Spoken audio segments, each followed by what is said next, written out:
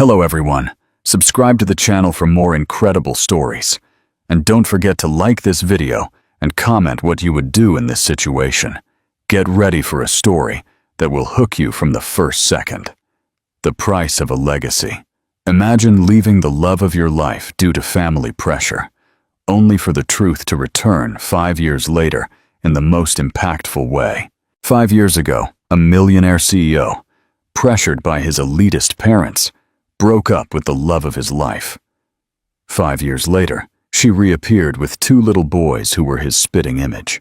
Ethan Sterling was a man the world admired. At 32, he was the CEO of Sterling Innovations, a multi-billion-dollar tech empire built on AI and cloud computing. He graced magazine covers, gave speeches at world summits, and shook hands with presidents. Every picture of him showed the same impeccable image. Perfectly styled golden blonde hair, penetrating blue eyes that showed the right amount of detachment, and a smile that could close deals before a contract was even read. He lived in a penthouse over Central Park. He drove a custom electric sports car and wore bespoke suits worth more than most people's rent. To anyone watching from the outside, he was flawless, disciplined, and destined for greatness. But there was one thing Ethan didn't have, and for which he once nearly risked everything: love. 5 years earlier, before assuming his role as CEO, Ethan had been with someone who didn't fit the plan his family had set for his life. Her name was Audrey Hayes. She wasn't a socialite or a tech investor. She hadn't been born into wealth. She was an architecture student, paying for her degree with scholarships and part-time jobs, with paint smudges on her jeans and notebooks full of messy sketches. She had long brown hair, expressive blue eyes, and a way of looking at Ethan that made him feel like he was more than his title.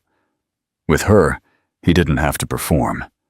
With her, he laughed harder, slept better, and dreamed more freely. When his parents found out about Audrey, the reaction was immediate and brutal. His father, Mr. Sterling, the chairman of the board, called him to his office. "She is not your equal. She dilutes your image. Marry her, and we will begin the process to remove you from the succession." His mother asked, "Do you really want to embarrass the family? What will the shareholders think when they see you with someone so average?" Ethan tried to resist, but Sterling Innovations wasn't just a company. It was a legacy. As the pressure mounted, Ethan felt the walls closing in. The worst part was he never told Audrey the truth. One day, he simply ended it, without explanation, without discussion. He said he needed to focus on his career and walked out of her apartment, leaving behind the woman he had imagined forever. Audrey called once, then twice. Then she stopped. He never answered. He buried himself in work, trying to convince himself it had been necessary. But not a single day passed when he didn't think of her. Still, he never reached out. Because admitting he was wrong would mean confronting everything he had given up. And at that moment, Ethan Sterling didn't know how to face regret. Not yet. Interactive. Question: at this point in the story, what do you think of Ethan's decision? Do you think he had another choice? Comment your opinion below. I'd love to read it. The Unseen Life of Audrey. Hayes never believed in fairy tales, but falling in love with Ethan Sterling had felt dangerously close to one. For a brief time, it had been more than she ever dreamed of. But one day, he was gone. Without explanation. Just a cold, carefully worded text saying he needed space to focus on his future. The silence that followed was deliberate. It was definitive. And so she stopped waiting. Audrey dove into her work, pouring her broken heart into blueprints and deadlines. But only weeks later, she began to feel the changes in her body. Fatigue, nausea, a missed period. When she took a pregnancy test and saw the result, her breath caught. It was positive. The ultrasound revealed something she hadn't expected. 2 heartbeats. Twins. 2 lives growing inside her. 2 reminders of a man who had walked away without looking back. She considered calling him again, but she remembered the cold silence, the way he had vanished as if she meant nothing, and she realized she couldn't go through that again. So she didn't call. She didn't write. She deleted his number. Deep down, she accepted he wasn't coming back. Audrey decided to leave the city. She took a job in a smaller city at an architecture firm where no one asked questions about her past. She rented a modest apartment and lived carefully, saving every cent. The twin pregnancy was difficult, but she was tougher. She worked despite swollen feet and sleepless nights, taking prenatal vitamins with food stamps and skipping meals to pay for baby clothes. When the time came, she gave birth to 2 healthy, beautiful boys, Liam and Oliver. They had blonde hair from the start and the bluest eyes she had ever seen. It was like looking at 2 small versions of the man she had once loved. At first, it broke her heart to see Ethan on their faces. But over time, that feeling softened into something else, something fierce. Not for what might have been, but for what was. Her sons were everything. Interactive. Question: do you think Audrey did the right thing by not telling Ethan about the twins? Would you have done the same or tried to contact him again? The impossible encounter. The invitation arrived unexpectedly, tucked into Audrey's modest email inbox with a generic subject line. Architectural Futures Forum. Speaker selection. The message was real. They had reviewed her design proposal for a low-cost, sustainable, community-focused women's shelter, and they wanted her to speak on the panel. It was unpaid, but travel and accommodation were covered. It was the opportunity she had dreamed of for years, the kind of recognition she never thought she'd receive as a single mother struggling in the background. She hesitated only a moment. Then she said yes. Returning to the city after 5 years felt surreal. She arrived with Liam and Oliver, 2 energetic 5-year-olds who asked non-stop questions on the flight, gasped at the skyline, and said the buildings looked like giant Lego towers.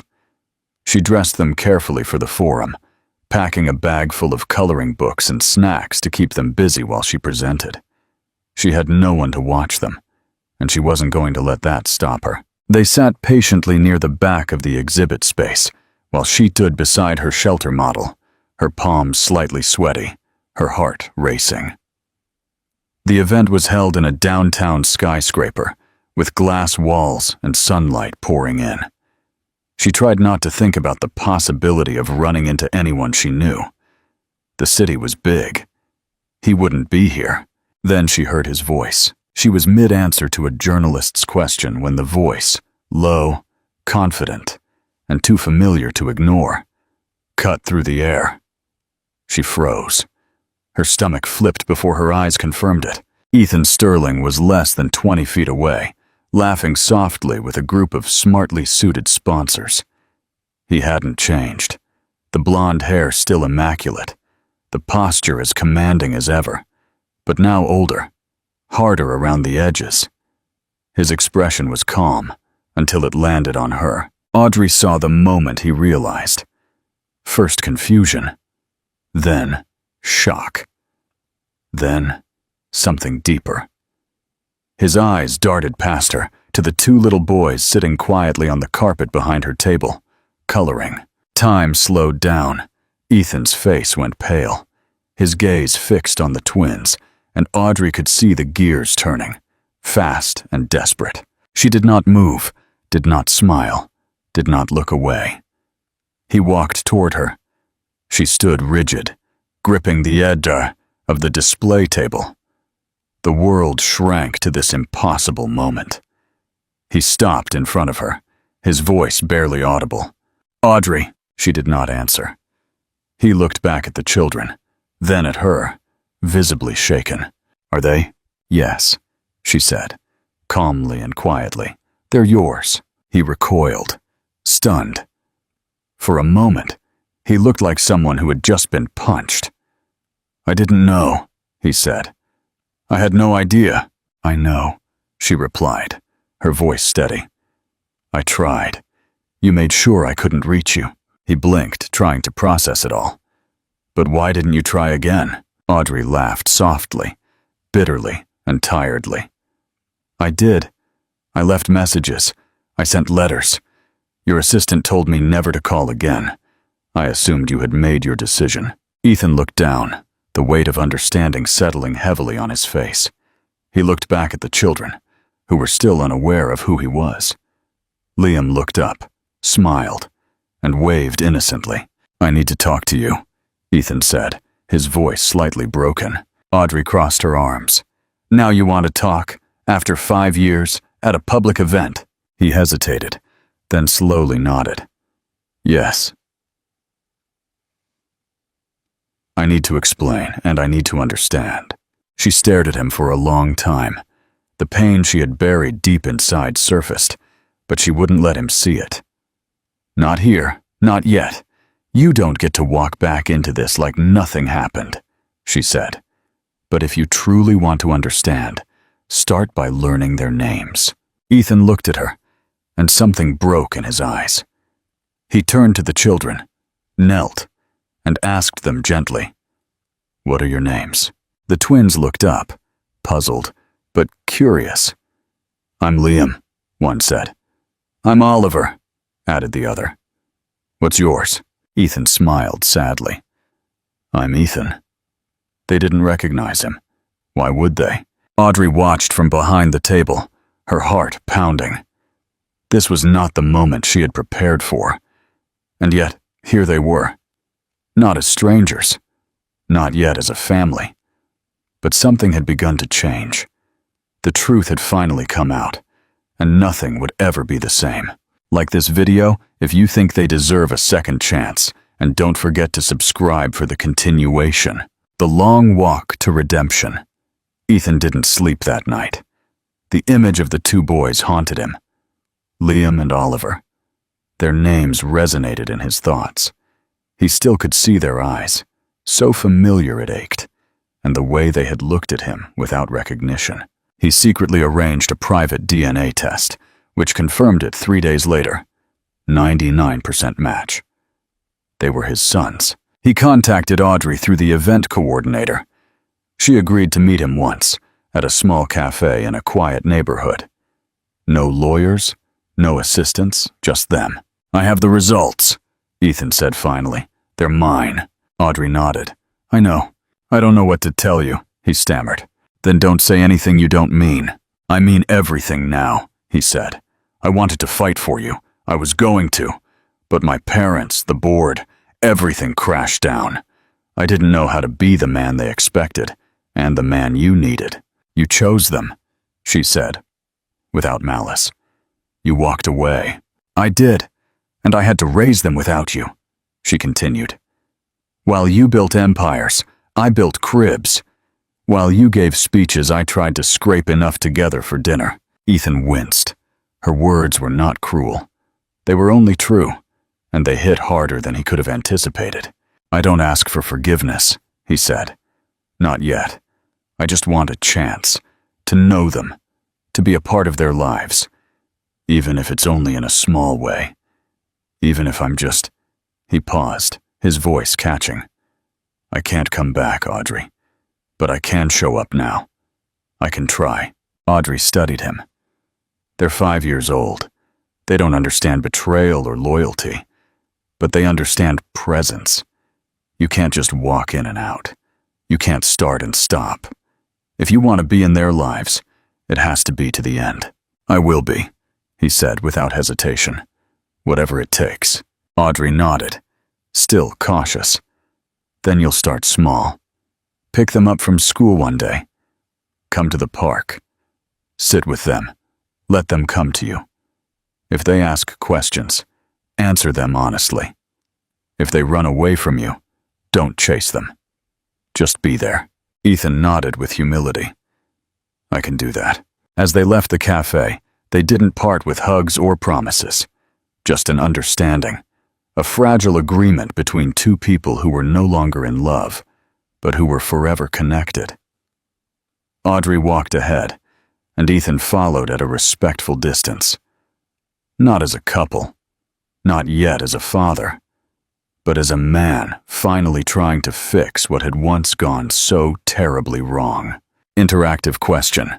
How difficult do you think it was for Audrey to accept this proposal from Ethan? And what do you think Ethan will do now? The father who returned Ethan's first visit to the school was nothing like the corporate events he was used to. He was awkward and unsure. Audrey had carefully set it up. She told the boys a friend would pick them up and take them to the park. No labels, no explanations, just a chance for them to meet him on neutral ground. When Liam and Oliver rushed out of the school doors, Ethan recognized them instantly. He knelt down. "Hi, I'm Ethan. Your mom asked me to take you to the park today. Sound good?" The boys looked at each other, then at him. Liam tilted his head.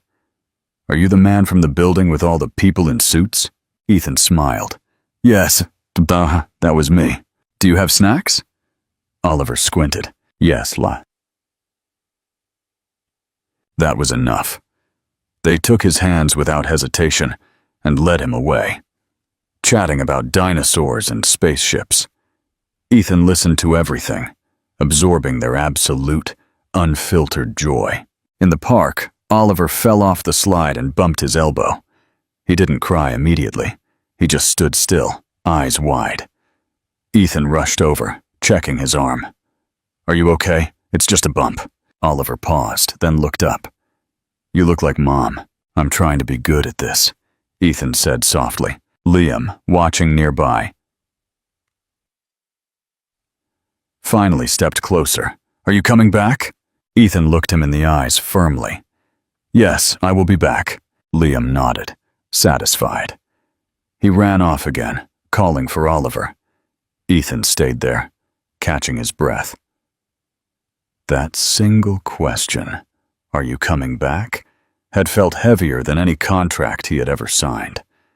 But his answer had been sincere. He would be back. Every time.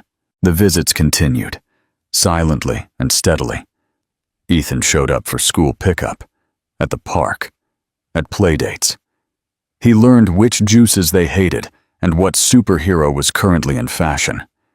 He learned to kneel down and truly listen, to put his phone away, to simply be there. One afternoon, Oliver took his hand without prompting. Liam did the same. Then, Liam looked up and asked, "Why do you always smile when we talk?" Ethan looked at them both, their cheeks flushed from running. "Because I'm lucky," he said simply. "I get to be here with you." Audrey watched from the doorway after each visit, trying to gauge if he had earned another. This time, she saw the boys run inside laughing. Then she looked at him. "You didn't leave today," she said quietly. "You stayed even when Oliver got scared." Ethan nodded. "I told them I would." Audrey looked down, then up at him. "Keep doing that." And just like that, the wall between them was lowered. It wasn't gone, but it was thinner. And Ethan knew this wasn't about being forgiven in a single moment. It was about showing up in hundreds of them. And he would.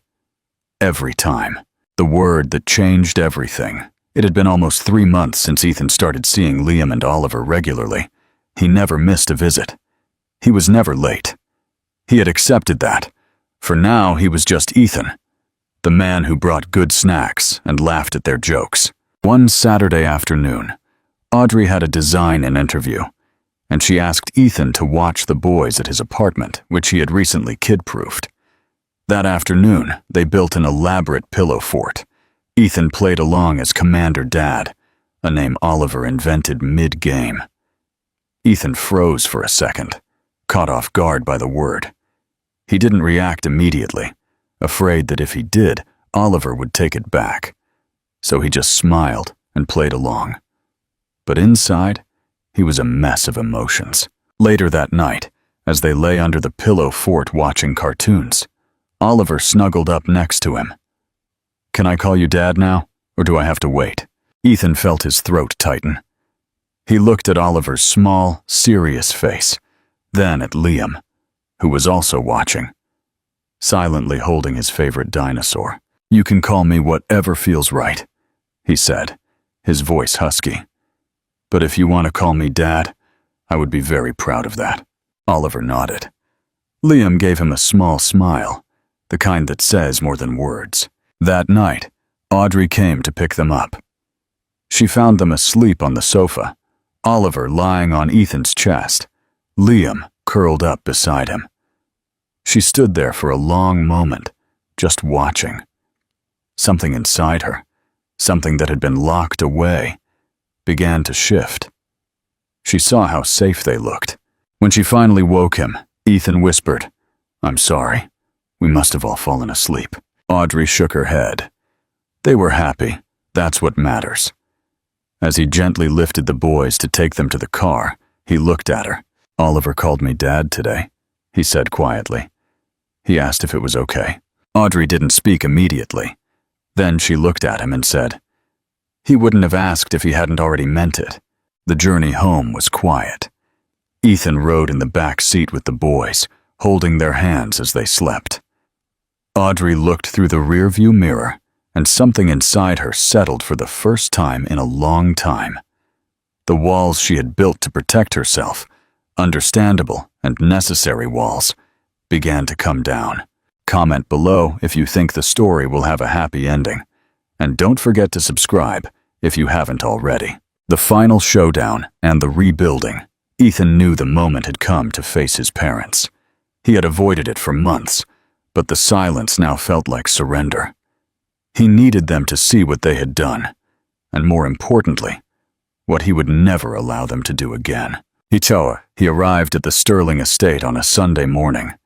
It was exactly as he remembered, impeccably landscaped, cold and quiet.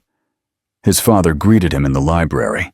His mother appeared moments later, as immaculate as ever. "I'm surprised you came," his father said. "We need to talk," Ethan said, standing tall. "About Audrey, about the boys." His mother stiffened. "We warned you about her years ago." "You didn't warn me," Ethan countered, his voice sharp but controlled.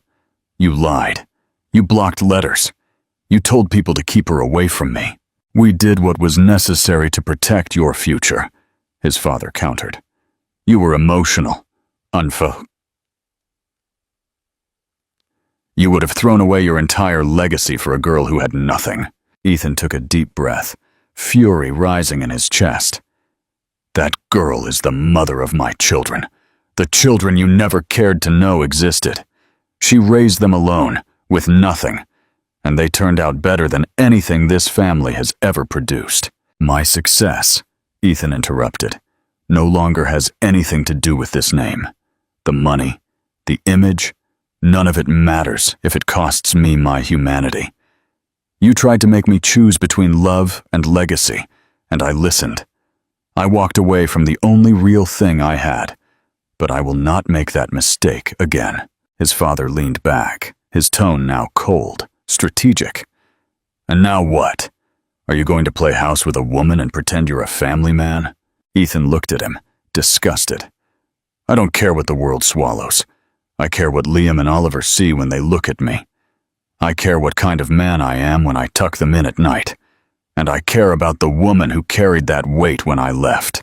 His mother opened her mouth, but he cut her off. "I am not here to ask for your blessing. I am here to tell you that your control ends here. If you cannot accept my family, you will not be a part of our lives. That is your choice.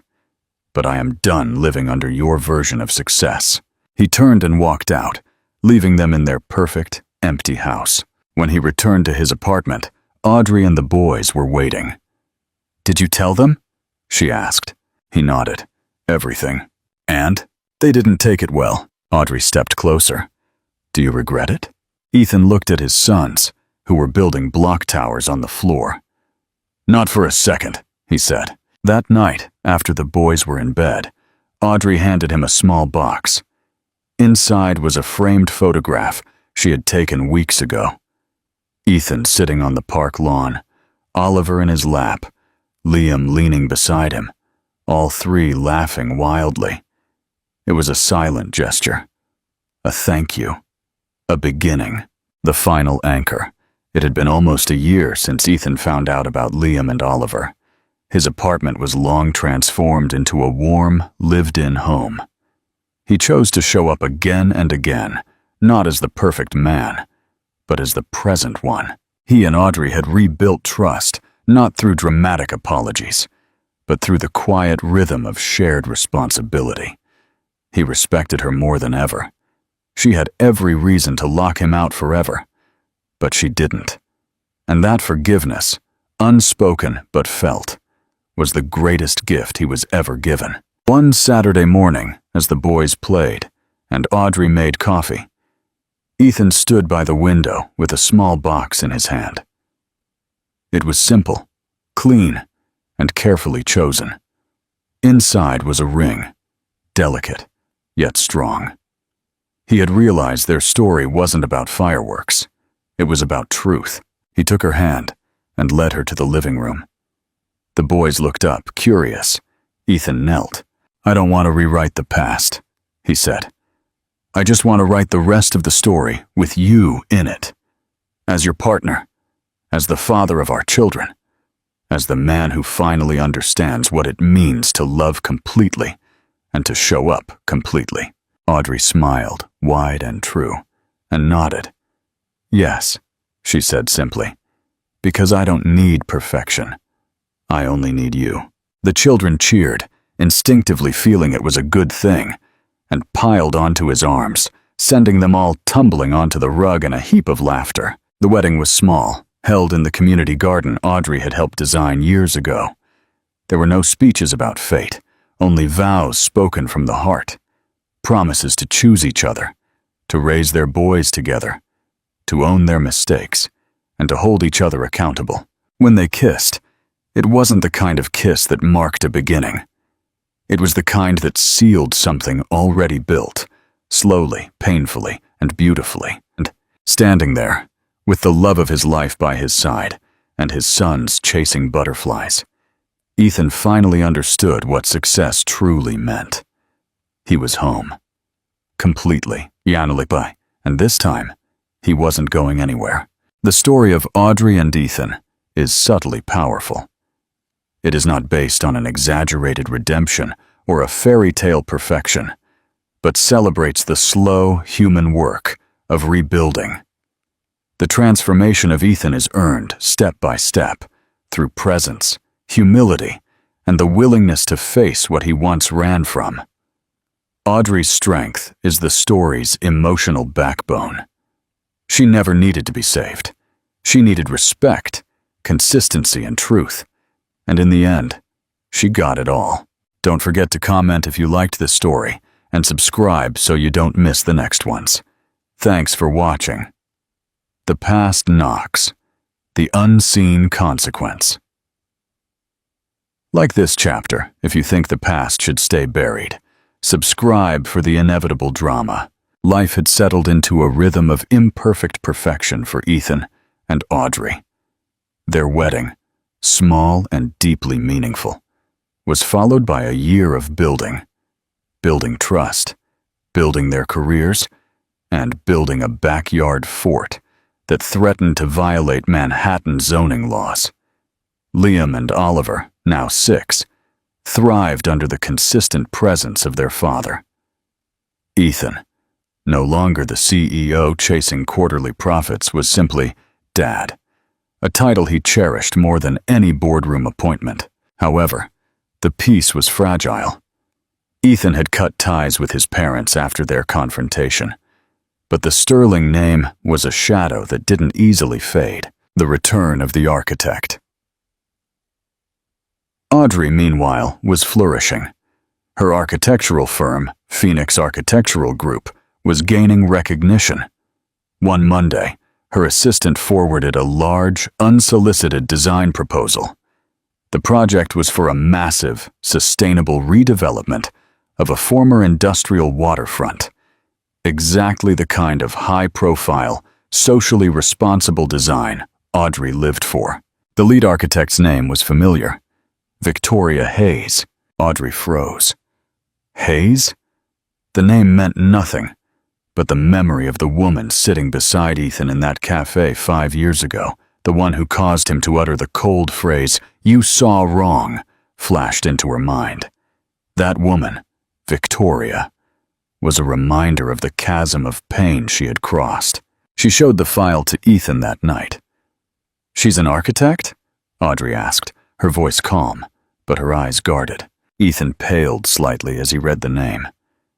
Victoria was involved in a few Sterling Innovations projects. Professional only, I promise. Her firm specializes in urban renewal. She's high profile, well-connected. He met Audrey's gaze, searching for doubt. "It's a huge opportunity for Phoenix, Audrey.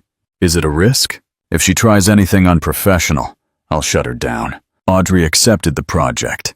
She was a professional, and she wouldn't let a ghost of the past sabotage her future.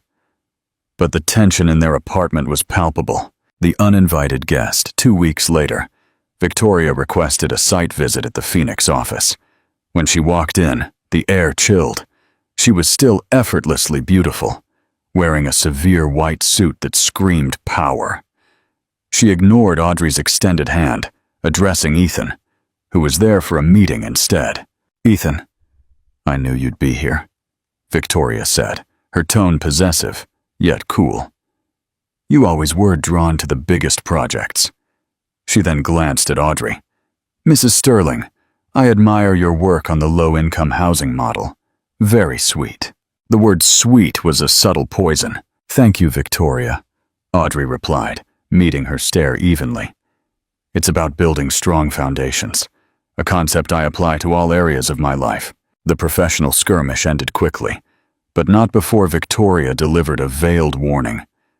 "I'm still very close with your mother, Ethan.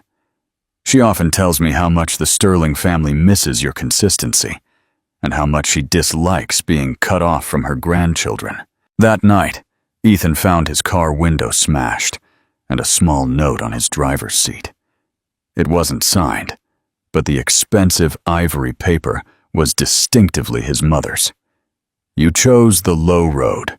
We will remind you what you lost." The business challenge was officially activated. The unthinkable truth, the true crisis, arrived on a Tuesday afternoon.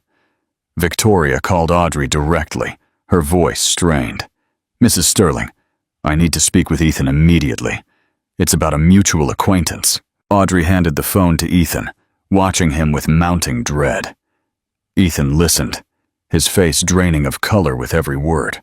"She's fine now, Victoria, but why did you call me?" Ethan asked, his voice shaking. He covered the receiver and looked at Audrey. "She's at the hospital." After hanging up, Ethan paced, rubbing his temples. 5 years ago, after I broke up with you, I was reckless. I dated Victoria briefly. It ended quickly." He stopped, his blue eyes wide with panic. She says she had a daughter 9 months later, a little girl named Hope." Audrey felt the blood drain from her face. 9 months later. The same timeline as the twins. "She says Hope was admitted to NYU Langone this morning with a rare blood disorder.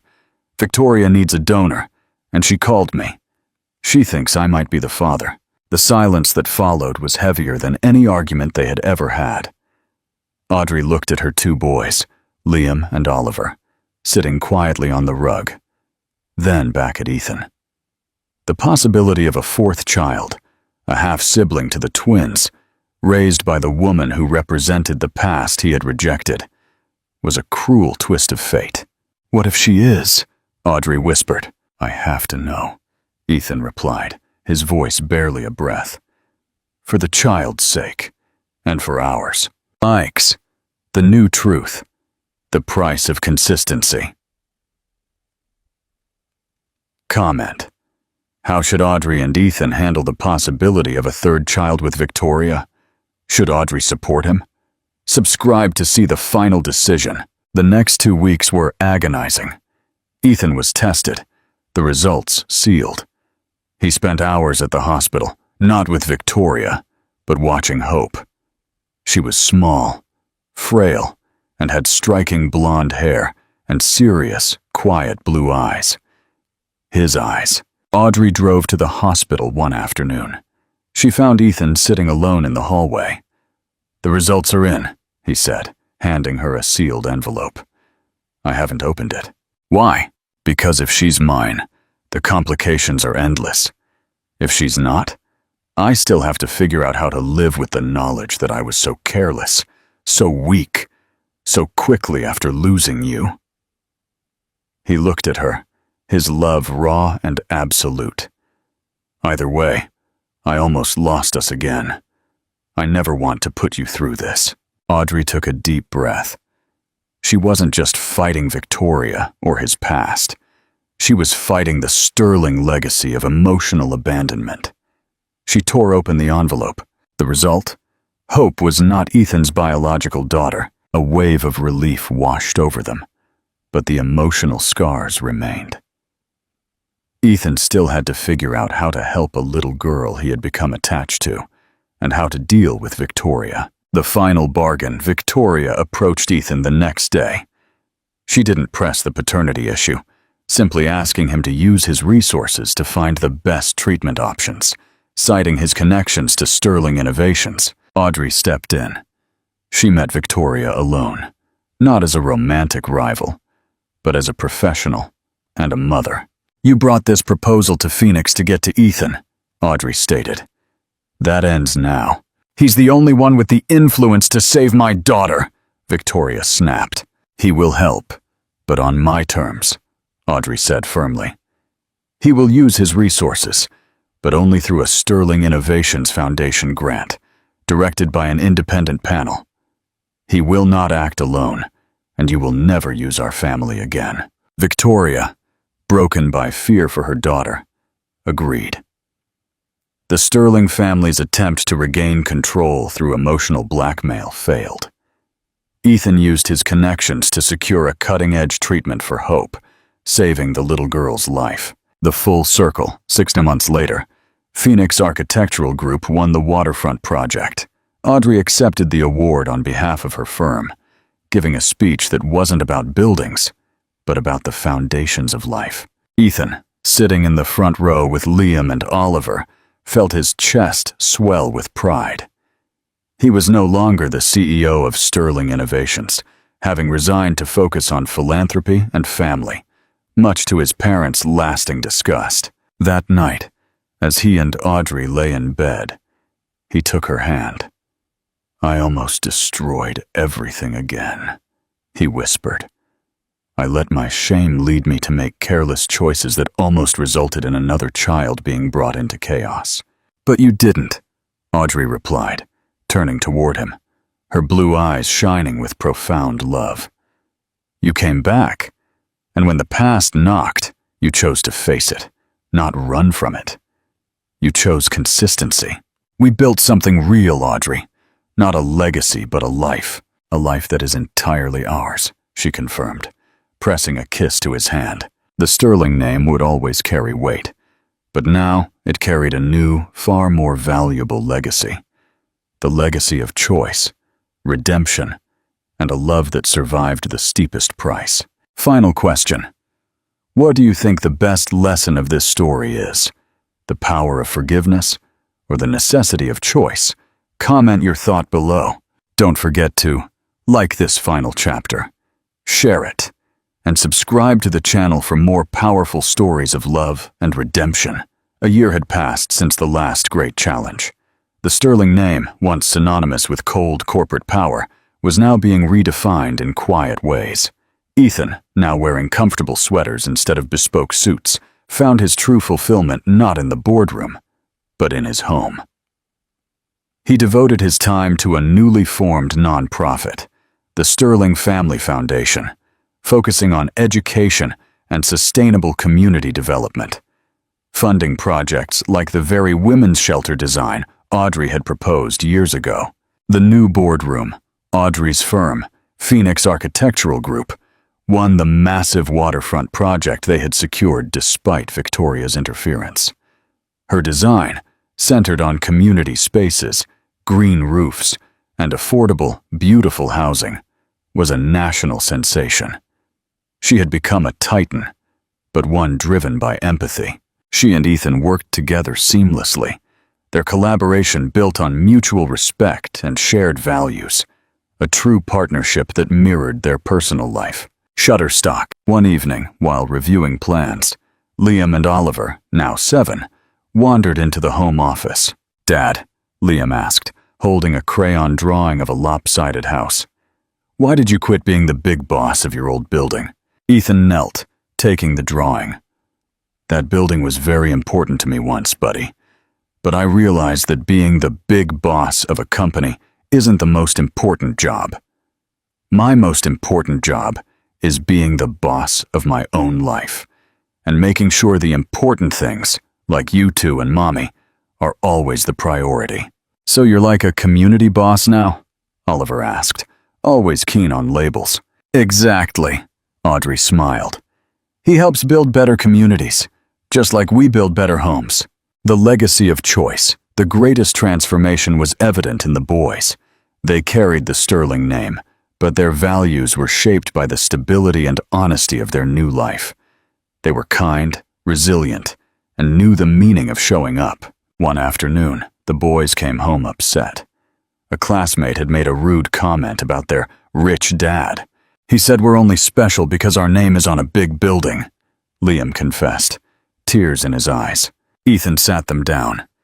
He didn't deny the wealth, but he reframed the legacy.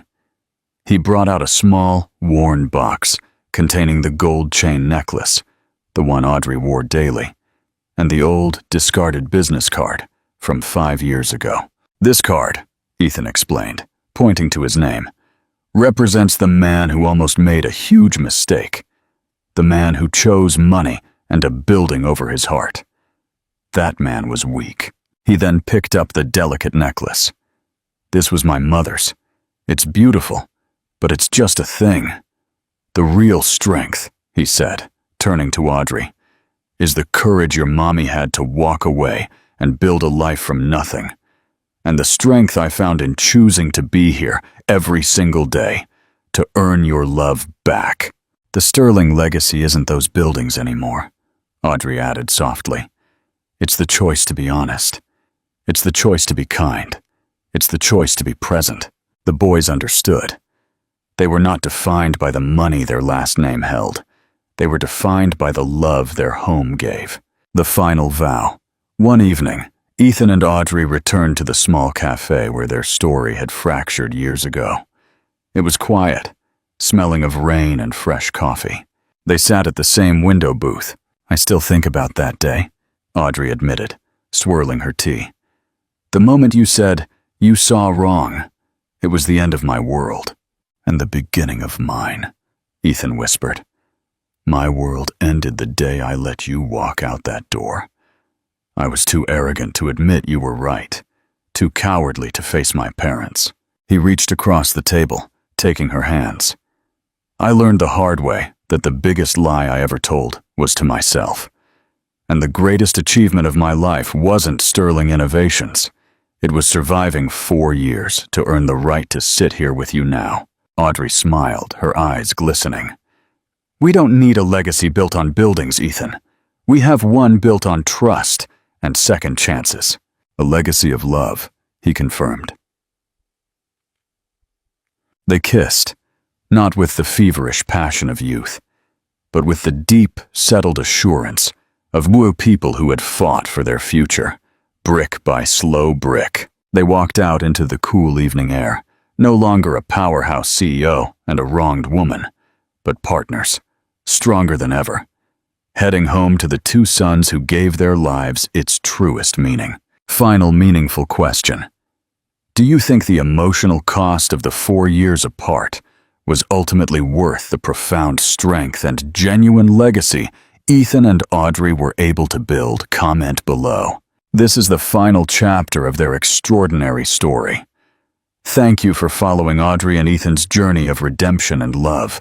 Like, share, and subscribe for more powerful stories.